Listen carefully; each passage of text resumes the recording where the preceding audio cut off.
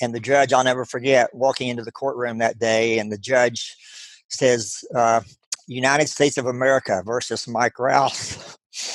And I thought, my God, what have I done that the whole country is against me? And it really hit me upside the head.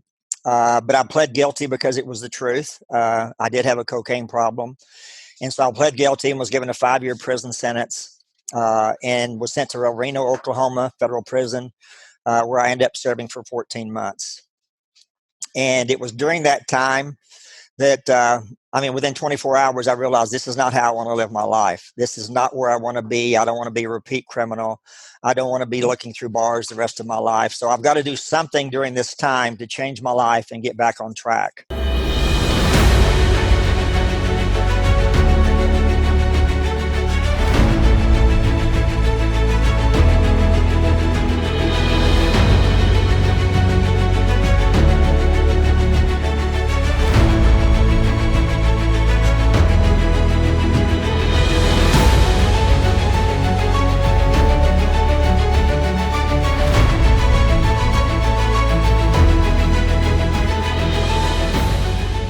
Hey there, welcome back to another episode of American Snippets. I'm your co-host, Barb Allen, and today I have the very great pleasure of sitting down to speak with Mike Rouse. And I talk a lot about the power of proximity and building good relationships and networks, and I never would have got to sit down and talk to Mike Rouse if it hadn't been for somebody we have in common who I built, I got to meet along my own path and taking chances and all that. It just goes to show the power of networking and reaching out, because incredible people like Mike Rouse come into your life through those channels. And when you hear his story, you are going to understand why I say that.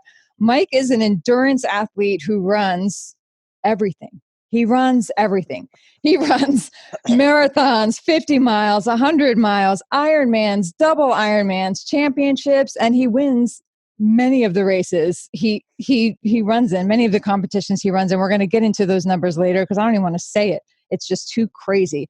We're going to talk about how he has snuck into Iraq. I don't even know how that's possible for somebody not on a military operation. Maybe that's what it was. We'll get into all these stories. But he has a past that he struggled to overcome, challenges he faced that would have sank a lot of people down. He's learned how to overcome that, put a positive spin on negative events in his life. He's got lessons for all of us.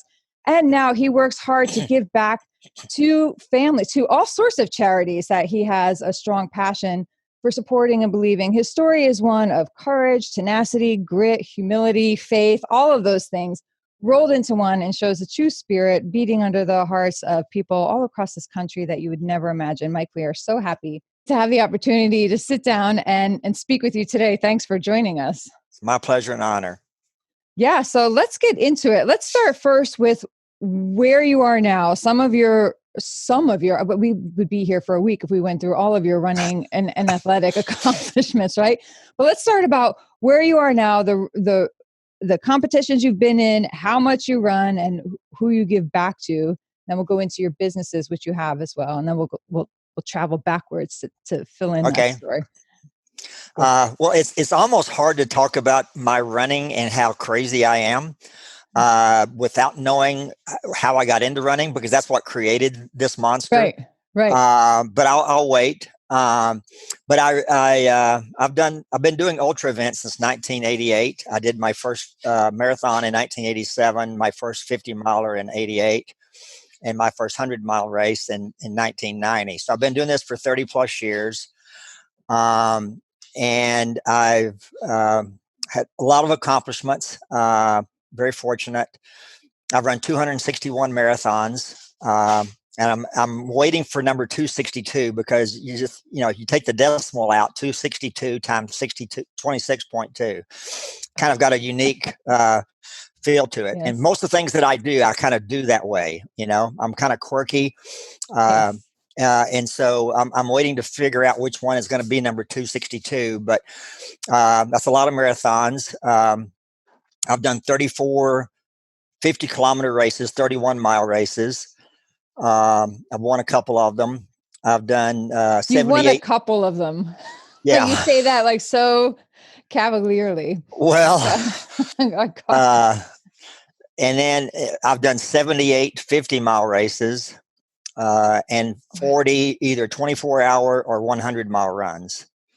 And then I've done numerous Ironmans, and 6 times I've done the Ultraman World Championships in Kona, Hawaii. And which you've won 3 times. I'm a 3-time age group world champion. Now let's stop for a second. Before we recorded, you explained to me what the Ultraman is. Let's just break that down here and explain that for our listeners.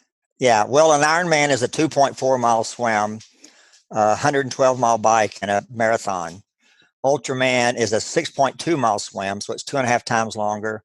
The bike is 271, so it's 2.5 times longer. And then the run is 52.4 miles, so it's a double marathon. So it's not quite 2.5 times completely, but at least a double Ironman. How long does that take? It takes me about 30 hours. 30 hours straight? No, it's actually broken up over a couple of days, but still, yeah. Because they don't want you riding at night, because it's not a shutdown course either. The road is wide open. It's not like your typical Ironman, where the roads are all shut down and you're kind of freewheeling. You're literally running on roads that there's still traffic, and so they can't do it at midnight and 1 a.m. Yeah, I mean, what could possibly go wrong there? Yeah, right. Okay. The fact that you've been out there riding a bike and you're an hour 20 and you're not tired at all. So no, not at all. Okay, so we'll circle back to all that later as well. And the running and the athletic competitions you have raised over $2.5 million to date. Helped raise over $2.5 million to date for the Navy SEAL Foundation. Yes, correct. Yes, ma'am. And can you tell us why that and I know you raise money for other organizations as well too, and I want to talk about all of them and give people a chance to connect and learn more about those organizations. But what is it about the Navy SEAL Foundation for you? Well, I know as someone who's on a podcast, or if you're speaking, you're supposed to never apologize first, but I will apologize and say that I'm a very emotional guy. Yeah. I wear my heart on my sleeve, and so there may be times when I get emotional during our conversation, but part of it's because the passion and the love that I have for our military, those men and women and their families, mostly surviving families that have literally sacrificed everything to honor our country and to give us the freedom and everything that we hold dearly to us in America. Most of us can't even comprehend and relate to that. If you're a businessman and you have to file bankruptcy or go through something very difficult, it changes your life. But when you lose a spouse, a husband, a wife, a sister, a brother, whatever the situation and relationship may be, it changes you forever, and nothing will ever be the same. And so when I think of the sacrifices of our military, it inspires me to give back and to go on. And so several years ago, after I'd kind of gotten out of the physical ability to win races, which was fine, I didn't care. But once you get into your 50s and you can't really win anymore, you can't compete against a 25, 30-year-old man, I realized that I could still use my athletic ability to give back. And so the one thing that I wanted to give back to were those surviving families who had witnessed and experienced the ultimate sacrifice of that loved one. And so I started doing all my runs, all my ultras with fundraising in mind. I don't really enter races anymore, but I still do race type distances and events. Yeah. And there was, Extortion 17. Correct. Yeah. You knew. That's kind of what really started it for me. Yeah. And so I know, I have met one of the widows, from that plane crash in the circle, in the events with Roy Baldwin. We'll get into all that because I'm also a Gold Star wife, and that's how I met them. And so I know of that story, but I know of that loss, but for people who don't, maybe you want to, and this is the number 31 that ties into so much that you do. All right. So that's my number right now. That is your number. Yeah. It has been for several years now. I mean, you have just recently concluded running 31 miles a day, every day for 31 days to to commemorate. Honor 31 heroes. To honor 31 heroes. So can you get into that for a minute? Sure. Well, to really get into it, I have to go back to 2002. I'll just tell you the whole story. Yeah. In 2002, I was living in San Diego, working in the running business for Mizuno, and I was a territory manager for them. And I had a running group that met every Saturday morning at Ski Beach, and we did workouts. And, it was all the top elite runners in San Diego, the top 10 to 15 women, the top 10 to 15 men. And we met there at 8 o'clock on Saturday mornings. And these are all gals that have been running for most of their lives and were very, I guess you'd say, enthusiastic and geared towards winning races. Placing high in races at least. And so we met there. We worked out together for the competition of it. We had a coach that was a national class runner, Kevin McCary. And so it was a good group of people. And we did it every Saturday morning for years and years. And so one morning, I'll never forget it, in 2002, I come up, and again, this is your top 20 to 30 runners in San Diego. So the guys are mostly 5'9" to 6 foot tall, 140, 150 pounds. The ladies are, 5'4", 5'6", 110, 115, 20 pounds. Very fit folks. And as I came up that morning, there were two guys that were out kind of jogging around, warming up, and they were about 6'3", 6'4", weighed about 230, 220, and all tatted up. And I was like, a couple guys out running at Ski Beach, no big deal. And then when coach called us together to give us the workout, these two big guys come jogging over, and they're standing around just listening, and he kind of told us what to do to kind of get started in the workout. And these guys took off. Well, I walked over to him. I said, Kevin, who are those two big guys that are running with us?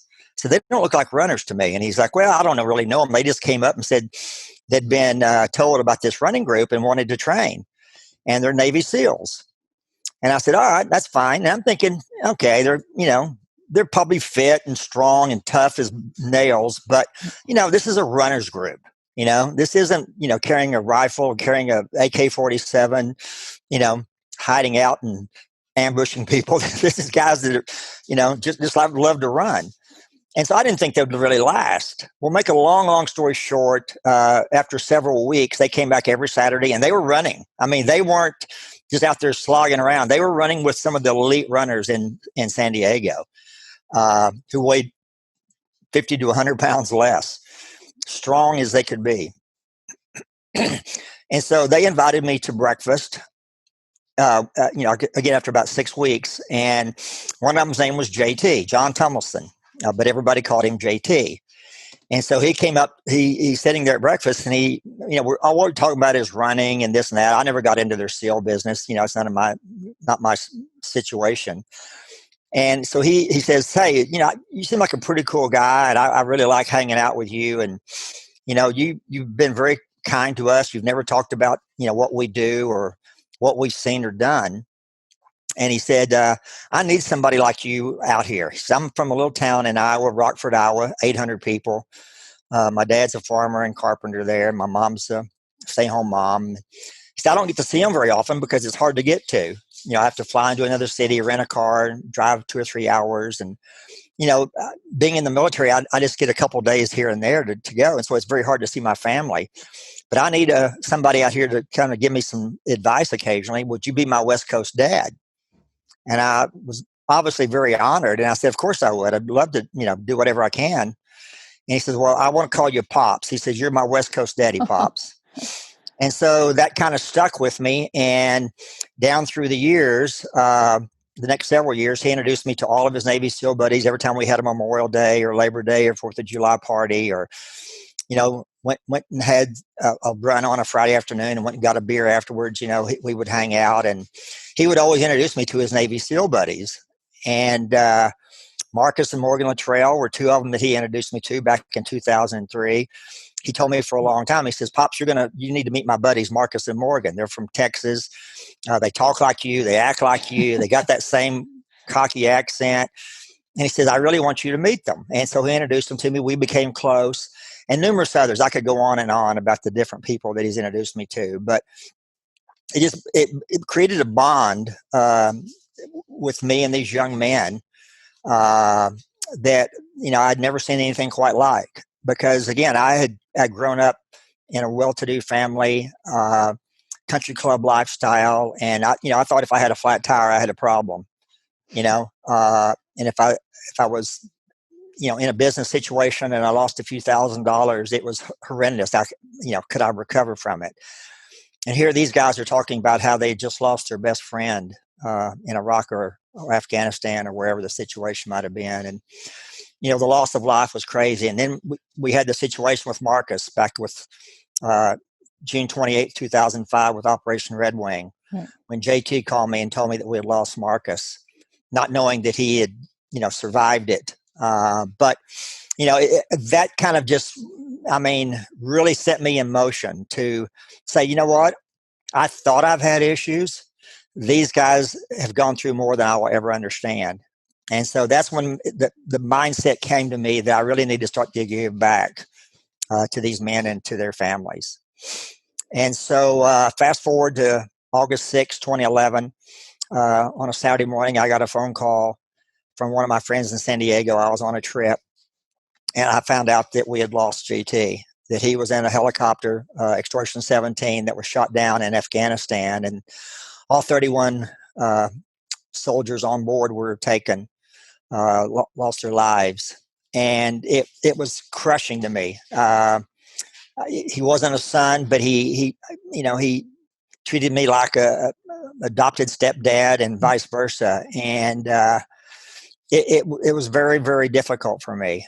And so I set in motion to do something to honor his life, and decided that on the anniversary, August 6, 2012, a year later, that I would run 24 hours to honor him. And in the process of that year, I met two other Navy SEAL wives. I won't say their names because their husbands, one of them's right, husband is still serving. But they came to me or contacted me and said, we heard that you put on races, you're in the running business, and we want to put on a 5K race to honor the families, men in the families of Extortion 17. So we put together what we call Jogging for Frogmen, 5K run, around the anniversary of Extortion 17 in 2012. And I ran for the 24 hours prior to it. I started at 8 o'clock on Friday morning and ran till 8 o'clock on Saturday morning. And I had shirts made, each one in honor of one soldier, one of those military men that had lost their lives. And so I would run a 3.1 mile loop, the 5K course that we were going to race. I would run that in honor of that one guy and change shirts, run the next 3.1 miles in honor of the next, and on until I'd run all 31 laps of 3.1 miles, with the last one being for JT. And then we put on a 5K. We had about 1,000 people participate and raise several $1,000s. It was completely underwritten by the Veterans United Foundation. And so every dime that was raised went directly to the Navy SEAL Foundation. And so we've continued that tradition. Now we have this year is the 9th year of Jogging for Frogmen. We have 9 races nationally, other cities. I'm involved with the one in Frisco, here near where I live. But we have 9 races nationally. And in that process of the last 8 years, we've raised a little over $2.5 million for the Navy SEAL Foundation. That is unbelievable how you all managed to do that. And I think it's just a testament to what can happen when people get together and work together and do that. How are you doing that now virtually? Well, we actually are just getting ready next weekend to do our first virtual race, Jogging for Frogmen in San Diego, the original race that we put on. Yeah. We had to cancel because of the situation with the pandemic. And so we're doing a virtual race there. You still can get your T-shirt, your bib, your finisher's medal, and you just, we trust people that, pay the fee to do it, and then we will send them the shirt, medal, and bib as an honorarium for them. But again, all the proceeds will go to the Navy SEAL Foundation. It makes it more difficult. You don't get the same exposure. You don't have that personal presence, right? That you do of having a race. But at the same time, it's all we can do. Yeah. Are people recording themselves running or going live with it at all? So, it's a little bit of everything. Some people will, post pictures. Some will post a short video. Others will just, record it on their watch or on their Garmin or whatever, and then take a picture of that and send it to us. Whatever. Again, but we trust them. It's not necessarily about running the miles. It's the fact that they were aware of the situation, and Right. they took part in it. They participated. Right. So all of these events and these accomplishments that you're achieving through running is sort of a major deviation from the path you started out on. And before we started recording, you were telling me that the first 33 years of your life were just plain vanilla, and you made you commented towards that fact here a minute ago when a flat tire was a bad thing, and you grew up in a well-to-do situation. So let's backtrack a little bit and talk about those first 33 years. Okay. Well, Barb, I grew up in Abilene. Sorry about my dog. That's okay. There's a leaf blower outside, and she gets we excited. Can't have that. Yeah, go ahead. I grew up in West Texas, Abilene, Texas, town of about 120,000 people. And my father was a custom home builder, very successful. Once I graduated from college, he asked me to come in and be a partner with him, and so I did. And so for about 9 or 10 years, we partnered together with Rouse and Son Construction Company, building custom homes, small commercial buildings. And again, we're very successful. I was the president of the Abilene Home Builders, very involved in my church. I was on city council there in Abilene, and had a pretty good lifestyle. Member of the country club, played golf. My best friend had 7 Learjets, and we traveled all over the country playing in golf tournaments. So, I thought, again, having a flat tire was a pretty major trauma in my life. And then I went through some very difficult circumstances and got divorced. Had 2 children. And when that happened, I lost focus of who I was and where I was and where I was going. It just hit me pretty hard, and I didn't know how to deal with it because, again, my life had always been just so almost perfect that I didn't know how to deal with anything that was out of the ordinary. And so I got involved with the wrong crowd, not to blame anybody but myself, but got involved in drugs and alcohol very heavily. Got up to $1,000 a week cocaine habit, and was told by several friends, that they were worried about me. But my outlook was, hey, I'm president of the Home Builders Association. I'm city council. I'm driving a Porsche. I'm flying around playing in golf tournaments in Learjets. How can my life be in trouble? And so I continued on with this addiction for several years. And when I was 33, I won't get into details of it, but I was arrested and charged with conspiracy to possess cocaine with intent to distribute because of the amount that was involved, and was given a 5-year sentence. And the judge, I'll never forget, walking into the courtroom that day, and the judge says, United States of America versus Mike Rouse. And I thought, my God, what have I done that the whole country is against me? And it really hit me upside the head. But I pled guilty because it was the truth. I did have a cocaine problem. And so I pled guilty and was given a 5-year prison sentence, and was sent to Reno, Oklahoma federal prison, where I ended up serving for 14 months.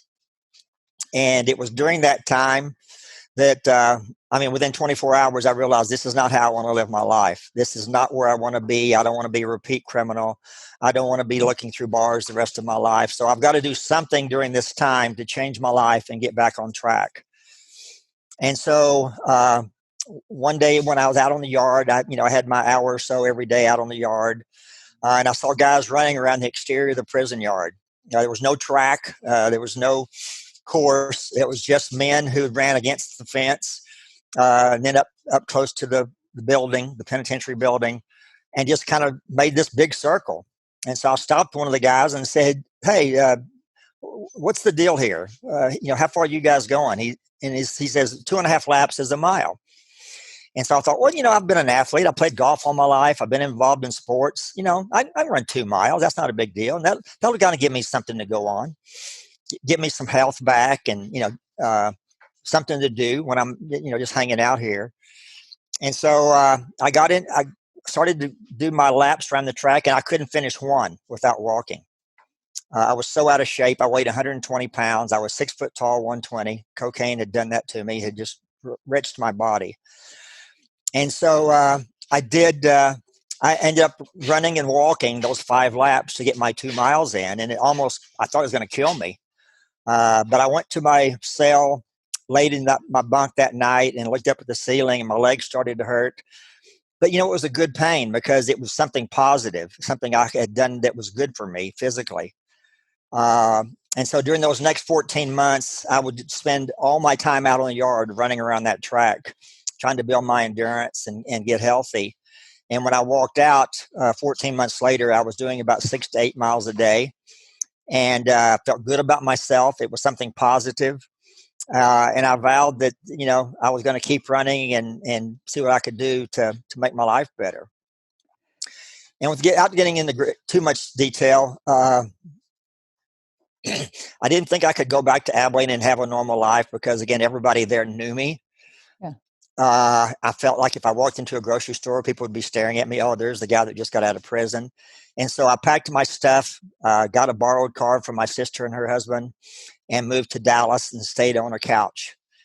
And got a job in the running business, and shortly thereafter starting a nonprofit working with ex-convicts and their families.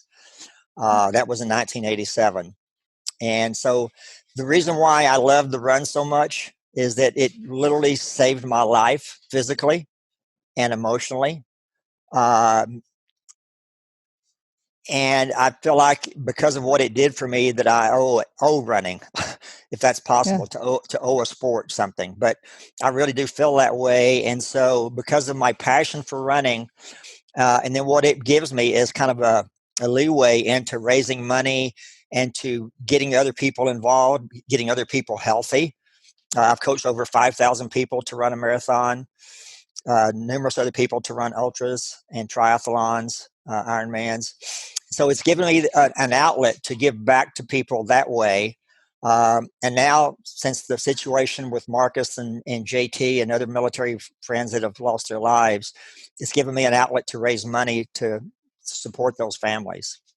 Wow, that is all a very incredible story. I'm going to go back. I wrote down, made some notes to dig in a little more on that, because I think it holds so many lessons for people listening. And I know because a lot of people reach out to contact me and tell me this in particular. Plus, I know from personal experience that it is not uncommon for people to get themselves into a situation in life where they feel like they are so far down, so low, so broken, and the odds against you ever rebuilding your life are just impossible. You just get to a place where you feel like, well, now I've just made such a mess of it, or all these terrible things have happened to me that there's no digging out from this. But your story is, again, just more of a living example that it is possible to dig out, not only dig out, but come back, it seems, stronger and more impactful than you even were before this experience happened. And it's just a testament to, I think, to the human spirit and the will and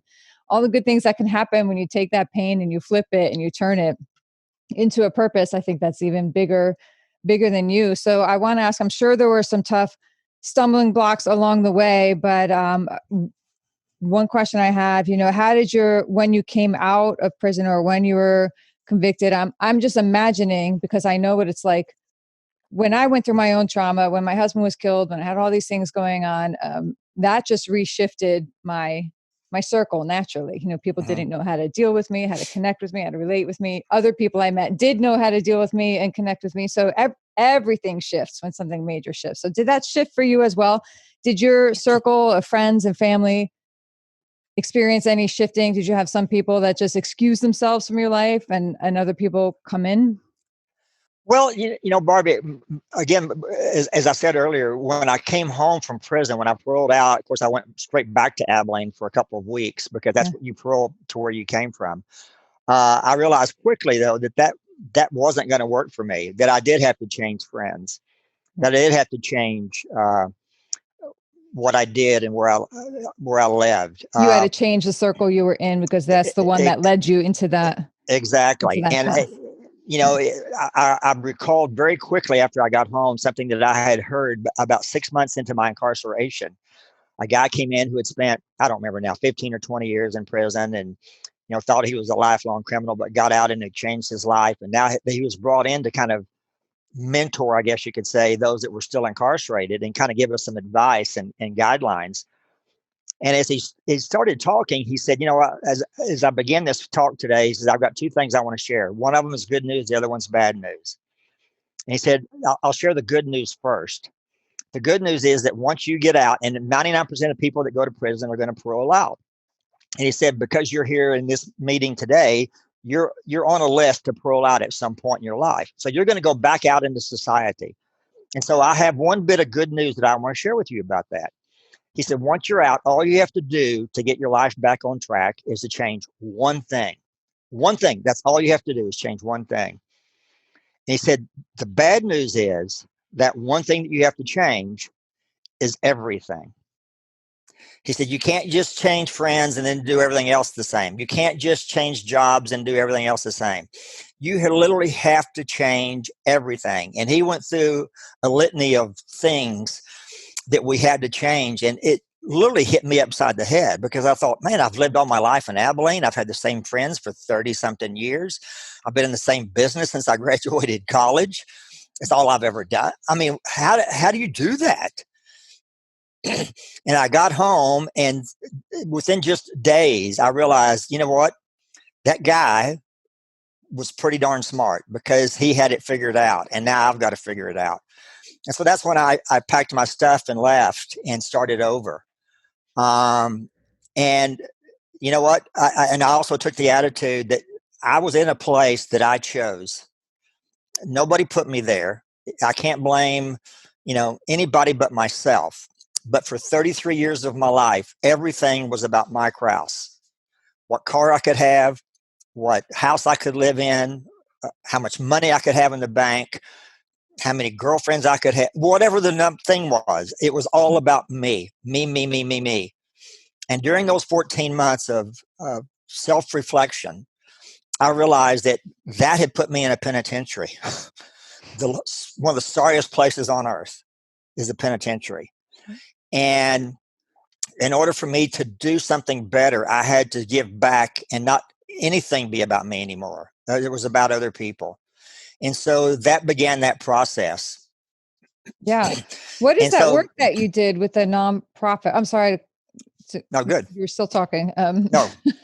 What is the work you did with the nonprofit and the one you created to help us? I think that is probably such an underserved community of people who genuinely want to put their lives back together. And it definitely is. Yeah. And, one of the things that again, college degree, loving family, right, successful career, politics, whatever, all the things that I had in my life. And yet still, when I was released, I had this cloud hanging over my head that, Mike, you're still an ex-convict. You'll always have a criminal record, et cetera, et cetera. So mentally, it was kind of kind of a black cloud hanging over me. But I was able to look at other people who were in the same situation and think, the typical guy that I was incarcerated with had an 8th, 9th, 10th grade education, not a college degree. They didn't have a loving family. They had a family that was tired of their antics, upset with them, mad at them because they had lied to them, they had stolen from them, they had abused them, whatever they had done. I've been in a church all my life. I understood the grace and forgiveness of being with people of like mind. These people were around people that hated them, and they hated each other. They'd never had jobs. My resume was custom home builder, president of the Home Builders Association, city council. Their resume was thief, attempted murder, drug addict, drug dealer. Not a good resume. No. So how does that guy who's told, here's your $200 check, we're paroling you out of prison, now go be perfect or you're coming back? and yet they've got no education, no job skills, no family love. They're scared to death of a church because churches are for perfect people, right? Yeah. And so they have all these negative connotations, and yet they're expected to make it. And so I said, I've got to do something to give back to these guys, because I'm so lucky in spite of myself, because I have all this positive stuff. And so I had this idea of starting an aftercare program, housing these guys, giving them job skills, teaching them how to get a job, reuniting them with their husbands or wives and their children, getting them counseling, because even though that wife and children may love that guy, he's been gone for 4 years. She's been working 3 jobs and living with mother and sister and aunts, and kids don't even know who the guy is. So how do they make it? And so I developed a program called Exodus, where we housed families for 6 months. Again, gave them job skills and got them on the right track, and give them a chance to survive in this society. And I'm proud to say that now, 33 years later, the Exodus program that I helped start in 1987 is still going here in Dallas.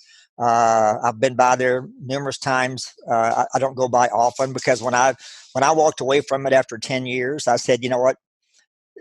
I've done my part. I helped start it. I've raised the money for it, put the program together, but I got to hand it off. It's almost like you take your child to school on, when they're in kindergarten, and you hand them off to a teacher, and it's their job for those few hours. And so, like I say, it was an unbelievable thing. It's still going strong, and I'm proud to have had a part in that.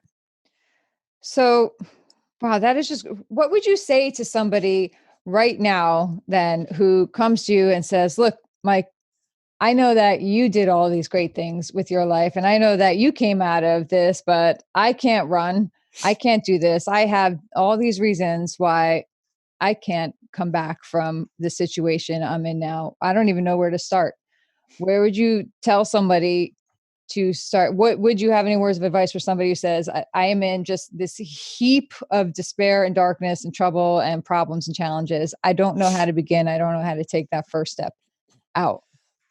I think the first thing is that, you've got to take a deep, long look inside yourself, and just say, you know what, I'm better than this. And it's going to take baby steps. You can't go from incarceration to making $50,000 a year, in a job that you've never, had experience in. And you've got a criminal record to show for your past, but you can take a baby step. And so that's why I was teaching folks in Exodus, is that, identify what your passions are. Because if you have a passion for something, your odds of you really sticking with it and giving it 100% of yourself are much greater than if you're just, I don't want a job, but, the guy offered it to me, and it's minimum wage, and I want to take it. Find out what your passion is, what you can put your heart into. And so that's what, kind of going back to my own story. I was never a runner. I never ran a mile in my life till the penitentiary. But yet I gained a passion for it because of what it did for me. And so when I got out, I got a job in a running store as a greeter. I started out in 1980 something as a greeter in a running store. Wow. And worked my way up to salesman, to sales manager, store manager, to territory manager for a company, to national sales manager for 2 brands. And so, but I didn't start out in 1987 when I was released from prison being a national sales manager for a running brand. Right. But I got a job in a running store and just ran my tail off every day because I loved it. And I could put my heart behind it and my head around it.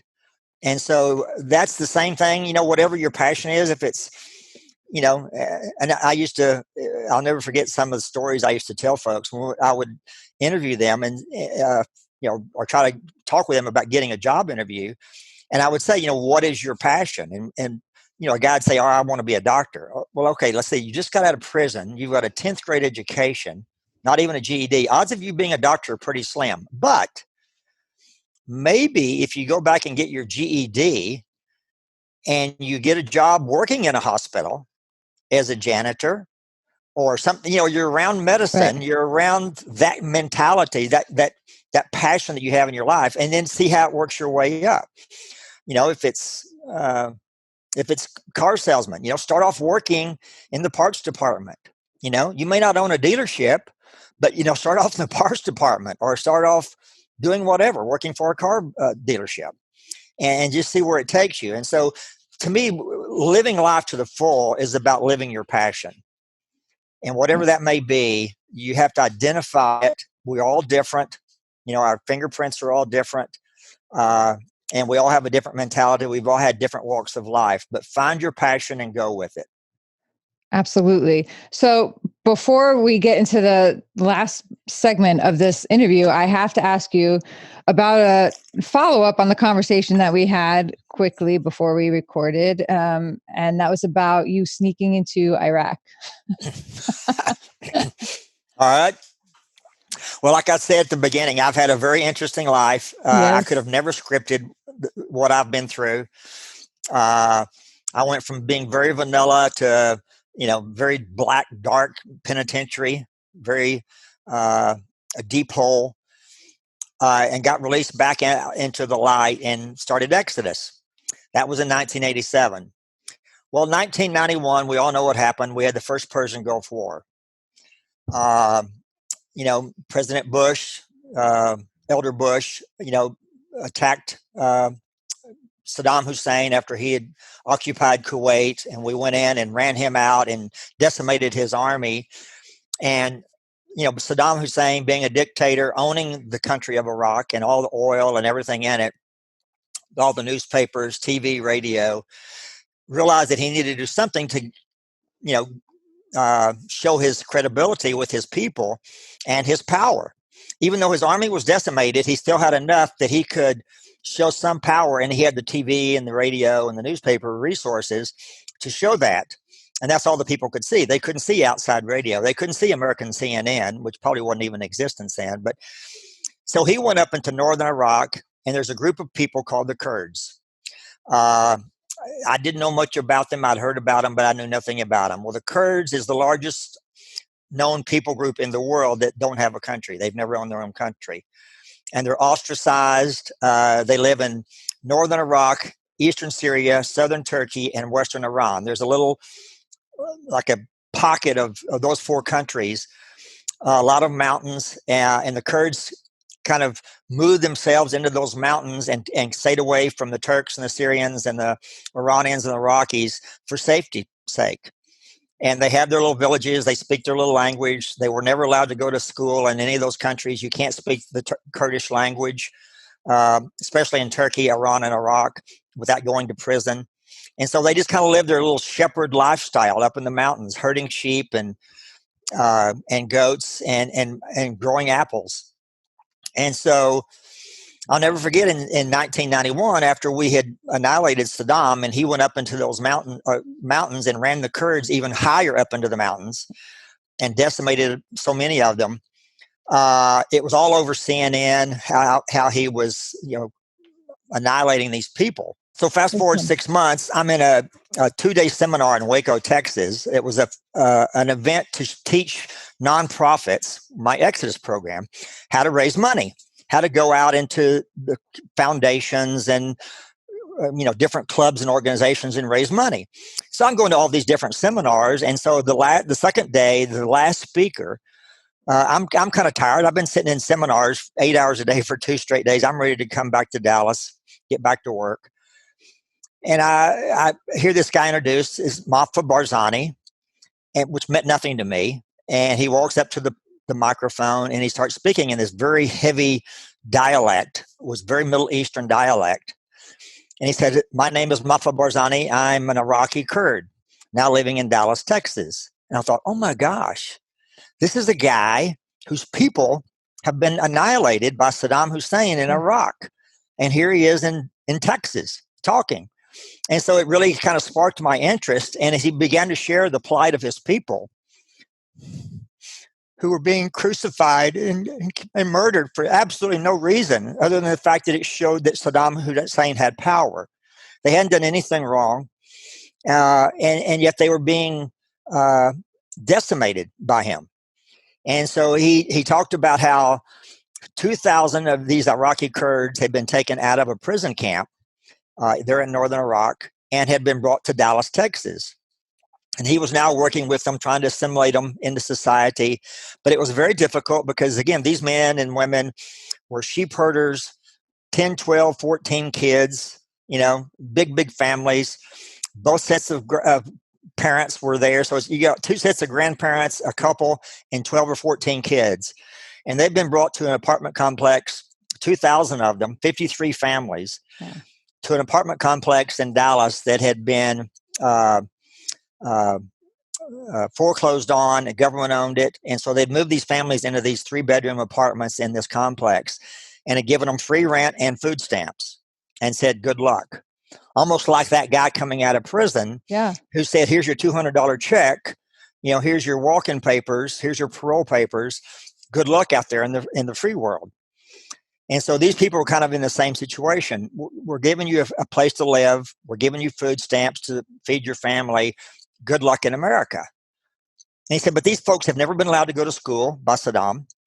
They're sheep herders. So what do you do in Dallas, Texas as a sheep herder? And I'm talking about in Midtown Dallas, LBJ Freeway and the 75 freeway. I have been there. Yep. Yeah. No sheep within 100 miles. No, I didn't see that. They literally have the clothes that they had on when they were taken out of this camp. That's all they've got. So they're sleeping in these 3-bedroom apartments, 12, 14, 15, 16 people, sleeping on the floor, no pots and pans, no beds, no couches, no nothing, no cars, no jobs. They're walking over to a grocery store, getting food with food stamps, coming back and eating raw food, vegetables, just whatever they can to survive. Right.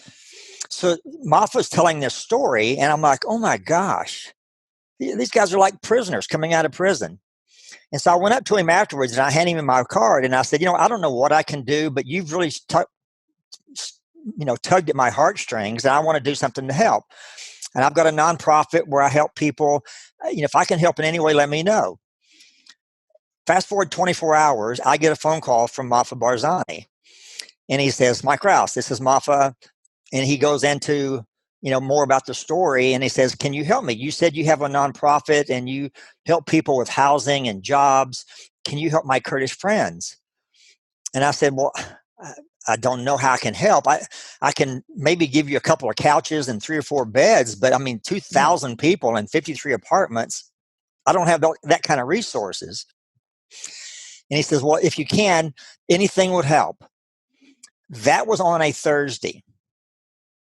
Barb, this is a crazy story. This is on a Thursday. Friday morning, less than 24 hours later, I get a call from a lady. I won't give her name, but she was the president of the Junior League of Dallas. Okay. Some of the most successful, prominent women in the city, right? And she says, hey, I know you have this program and you furnish apartments for ex-convicts. And we're having a Junior League garage sale this weekend. We've got a big warehouse in North Dallas. And everything that is not sold, all the proceeds go to the Scottish Rite Hospital for Children.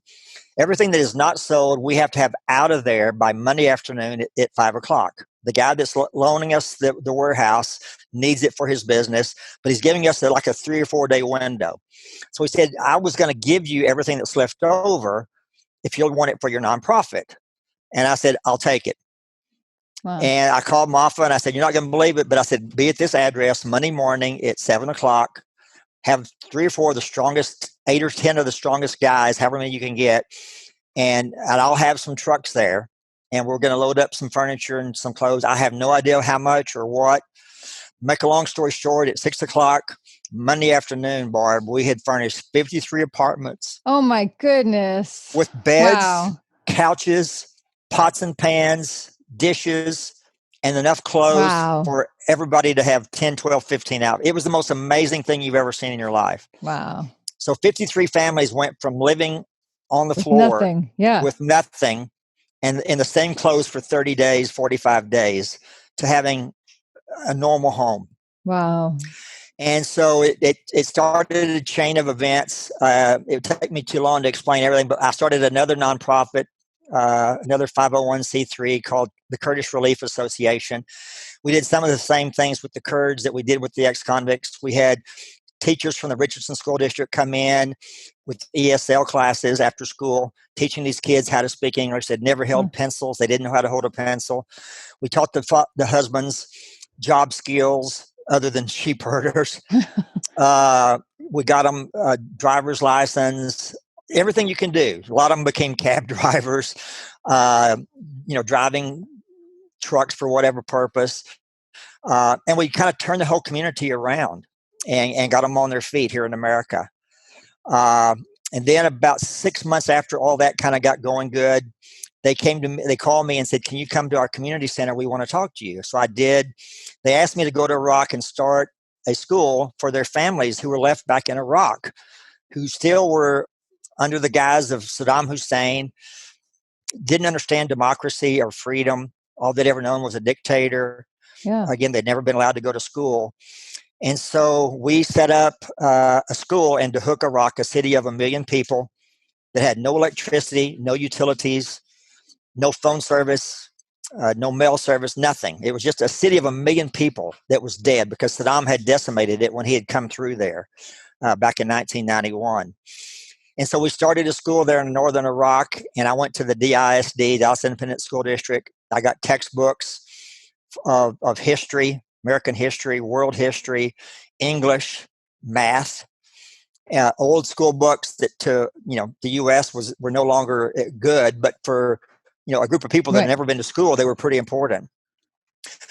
We got Bibles, and we started a school there in northern Iraq. You got Bibles into Iraq? Yes, snuck them in. I flew from Dallas to Diyarbakir, Turkey, which is the southernmost airport in Turkey.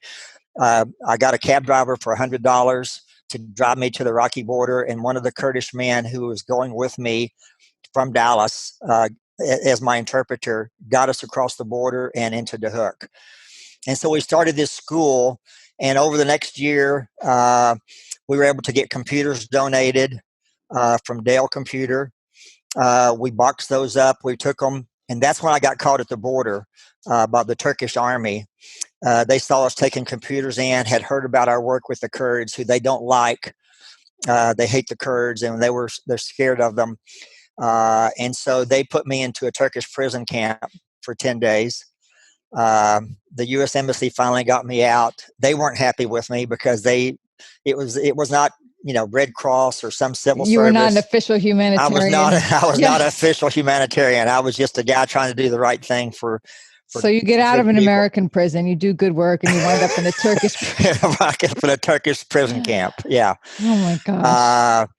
But yeah, again, so I mean, you can't make this stuff up. No, right? Absolutely not. And so my life has just been one of crazy, wild fun. But I like to think of it in a positive way. Everything I do is positive. 33 years of me. And the last 34 years have been all about you. Because if I can't give back, then I've really not done anything in my life. That is an extremely powerful, and you still feel that way, even though, all kidding aside, even though you spent time in a Turkish prison, you still feel that you would do it again. Like giving back is that you have received more abundance. I have no complaints because everything that happens in your life, I wouldn't say it happens for a reason necessarily. I'm not going to get into all that. Everybody has their own opinion of what that means. But whatever happens in your life, you can either dwell on it and let it bring you down, or you can use it as an experience to take you to the next level. And that I've just been brought up that you do the right thing, even though I had that period of life for 3 years when I didn't do the right thing, and it cost me everything. Right. I literally lost everything. And so my relationship with my children now is better than it's ever been. I've got 4 beautiful grandkids that I just, and I live 1.5 miles from them. I see them all the time. I mean, we're very close. My children were very, very young when I went to prison, but our relationship is wonderful. I've been able to give back over and over, and my life has been so abundant. I wouldn't want to change anything. Wow. I really wouldn't. Incredible story. I feel like so many things that you have said. We could dig right. There's at least 5 or 6 books in your story. I'm just like, I'm a writer. I write books. I'm like, oh my gosh, I could write Well, I'm these getting books ready. like this. I'm I know getting you ready to have a write. book out. I'm Yeah. getting ready to write another one. Good. I'm waiting. I'm waiting to hear back from some of the families of my month of May. The pandemic thing has been very unique for me. Um, we're all going through it. Yes. But when it all started back in March, I'm retired, although I'm still working in the running business because I love it so much and it's a passion. Again, it's not work to me. Right. It's just life. But at first, I was furloughed. I was staying at home, not doing anything, had time on my hands, and got really, really fit. I was running 2 or 3 times a day, 125 miles a week, and came up with this brilliant idea that when the whole state of Texas shut down and we were told it was going to happen through the end of May, right. I said, you know what? I'm going to use this time wisely. I'm going to be positive about it. I'm not going to sit here and cry and moan. And, again, Barb, trying to get that positive angle, I said, you know what? Everybody's crying about staying at home. They can't go out and eat. They're stuck at home watching TV, playing on the internet, texting their friends, spending time with family. And I kind of took the opposite approach. And I said, you know what? 1986, I spent 14 months in a 10 by 10 cell with no TV, no internet, no phone, and no nothing. I lived 14 months of my life preparing for the pandemic in 1986. Yes, no kidding. Because when March hit and I was assigned to my home or quarantined to my home, I was like, man, I got a nice house. I got a TV with cable and everything is relative, right? I got a laptop with internet and I got a phone. Yeah. I got a jogging trail that I can walk out of my door any time of the day, 24 hours, and go run. I'm physically fit and healthy. How can life get better? And so I use it to my advantage. Near the end of April, when I knew the state of Texas was going to be shut down for the whole month of May, I said, you know what, I'm going to do something to raise money for the 31 heroes of Extortion 17. And so I talked to my good friend Morgan Luttrell, Marcus's Luttrell's twin brother, who's on the board of directors of the boot campaign. And I said, Morgan, give me something that I can raise money for. Boot campaign, Navy SEAL Financial. He says, hey, I'm on the board of boot campaign. Why don't you do it for that? So I set up a mission to run 31 miles a day for 31 days for the 31 heroes of Extortion 17. Each day was for one of those men. And I would wear the shirts that I have for Jogging for Frogmen in honor of Andrew Harville, Aaron Vaughn, Kevin Houston, John Tummelson, Daniel Zerby, Jared Day, whoever, one of those 31 guys. I feel like I know all these guys now because I've been doing this for so long, for 9 years. I feel like I should have met all 31 of them. But so each day I would get up and go run 31 miles in honor of that one guy. Wow. And post about it and send, my condolences to his family. The next day I'd run for the next guy, the next day. And then on the 31st day, I ran the 31 miles in honor of JT. And we raised several $1,000s for the boot campaign. And, it was the most exciting month of my life in some respects. Because I got to look into each night before I was running for a certain man the next day, I would Google his name and investigate his life and find out about his family and whether he had a wife or a girlfriend or children or, something happened funny in his life or something, that kind of drove him to become a SEAL or a Navy officer or an Army officer or work in the Air Force, whatever their job was. And it was really an exciting time of my life. And so I made connections with almost all those 31 families, and now they're friends of mine. And so I'm going to write a book about it, not necessarily for publication, but just for me and my experience of running 31 miles a day for 31 days. Wow. That is so great. So great. I love all of that. And thank you for sharing it. And thank you for being this inspiration and this impact and this force you are in so many ways. And I know there are so many more layers to your story that literally have to sit here for hours to go into. And I would love to one day, by the way, because it's so interesting and Well, thank so you. inspirational. And I love that I got to meet you and talk to you and get to know you a little more. And before I let you go, first, I need to find out from you. I need you to share with our audience, if people want to connect with you, follow you, learn about these organizations that you support, get involved, contribute, any of that. Where's a good place? What is a good way for them to do that? Well, on Instagram, I'm Mike Rouse's, plural, Mike Rouse's Run Texas. Facebook, it's just Mike Rouse.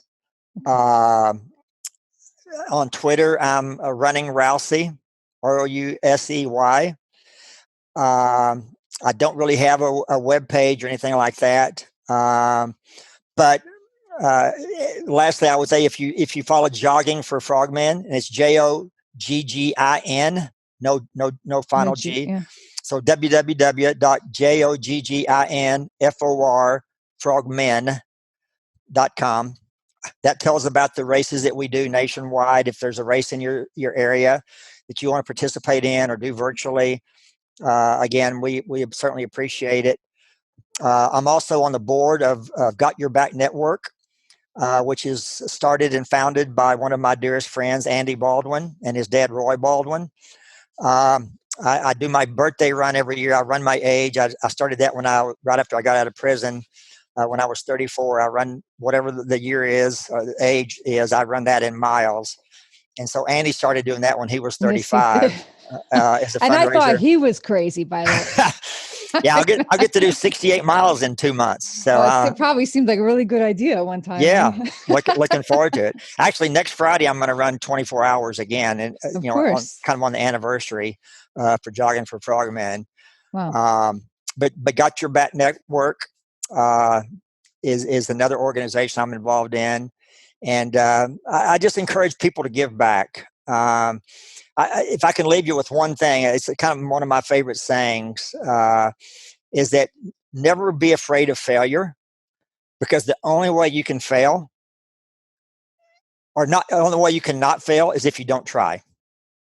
So give it a shot, whatever it is. If it's trying to raise $10,000 for an organization and you only raise $1,000, so be it. You raised $1,000. I love it. I love it. And whatever your goal is, if it's running and you want to run a marathon, but you can't run that far, your body won't let you. You know what? 99% of the world can't run 5 miles. So do what you can do. Don't be afraid of failure, because the only way you can fail is if you just don't try. I love it. And I'm glad you mentioned Got Your Back, because Roy is a longtime friend and one of my biggest supporters for years since I got involved with that organization. First as a Gold Star wife, that's how I met his son, Right. Andy, on a plane to another event. There's just a hilarious story about that. And I was kind of a jerk to him. But then I wound up getting involved with this organization, and I know what good people they are and what good work they do.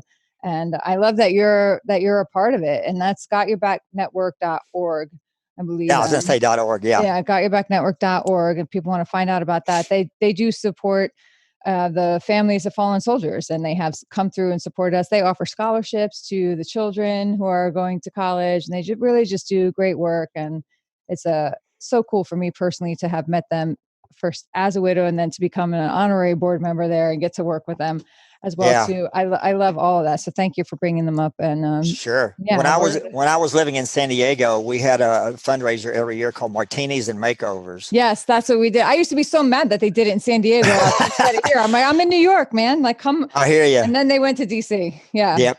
Well, I was the chairman of that for 3 years, and that was one of the coolest things ever, to see those ladies get so appreciated and focused on for that one day, and then for one or two of them usually to share their experience, of what losing that spouse had done to them, right? How it had affected their lives, and it just made an impact on so many people. So I was honored to be allowed to be a chairman of that event for 3 years back in. Well, maybe they'll bring it back to New York or DC, and we'll get get you out on the East Coast. All right, this last question that I have to ask, because we love to ask it. Really, that's why I have to ask, because we love to ask it. But one of the reasons we started American Snippets is because even just a few years ago, the divisiveness was really beginning to take root. And we understood a lot of that was just about people's mindsets and negativity. And we saw this attack begin on the notion of the American dream, how we were being told that it's dead, it's gone. We were being told to focus on the impossibilities rather than the possibilities. And we know that there are a lot of amazing people in this country. I've been impacted directly by many of them. We just talked about some, and now I meet you. And we know that the American dream is, in fact, alive and well. It's just that it looks different to every single person. And there is no one version of the American dream. It is a different idea, a different concept, a different goal for everybody. So we like to ask, what does the American dream look like for you? What does it mean to you? Wow. I've never been asked that question. I've been asked a lot of questions because of my background, but to me, the American dream would probably be, it's different from the Mike Rouse dream, but the American dream would be to achieve things that we thought were never possible. And what I mean by that is, I think some of us think that that other guy, that other gal was born lucky, and therefore they have a certain status in life that I can never achieve because I wasn't as fortunate. And yet we read stories, we hear stories every day about people who came over here from other countries and came with nothing but the clothes on their back and the money in their pocket. And yet they've achieved some level of success. And so I think the key for me is when you say achieve the American dream, it's to set your own personal dream and to achieve it. And if you can achieve your own personal dream, you're going to be a success. My own personal dream is that when I do go, because even though I think I'm going to live to be 168, not just 68, I think I've got 100 more years in me. But my hope for myself, the Mike Rouse dream, is that when I do finally go, people were able to look back and say, he lived a life well lived. And he took everything he had and gave back for it.